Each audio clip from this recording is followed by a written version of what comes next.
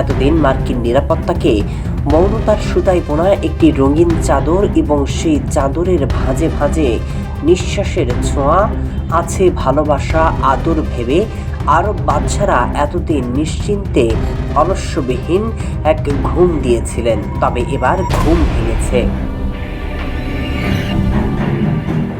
ইরানি মিসাইলের আওয়াজে ঘুম ভাঙার পর এখন আরবরা দেখছেন আমেরিকার নিরাপত্তা চাদর ছিঁড়ে ফুটে ফালা ফালা হয়ে গেছে।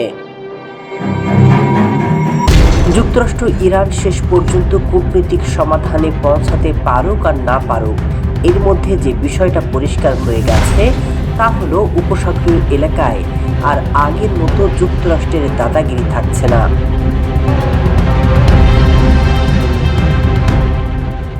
ইরানের হামলায় কমপক্ষে 17টি মার্কিন ঘাঁটি স্থাপনা ক্ষতিগ্রস্ত হয়েছে। সেখানে তাদের অনেক সেনা মারা পড়েছেন। হামলার শিকার হয়েছে একাধিক মার্কিন দূতাবাস।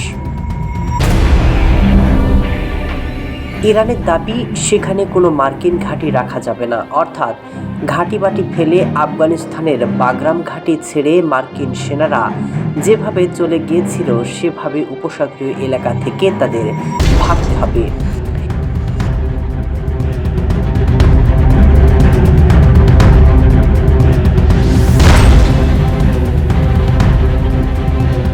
ইরানের হামলায় ঘাঁটিগুলোর করুণ দশা দেখে আরব দেশগুলো বুঝে ফেলেছে তাদের নিরাপত্তা দেওয়ার মুরুদ যুক্তরাষ্ট্রের আর আগের মতো নেই।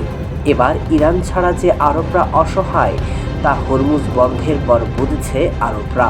তাই তো ইরানের দিকে ঝুঁকছে সৌদি আরব, ইয়েমেন, বাহরাইন, কাতার সহ আরবের অনেক দেশ।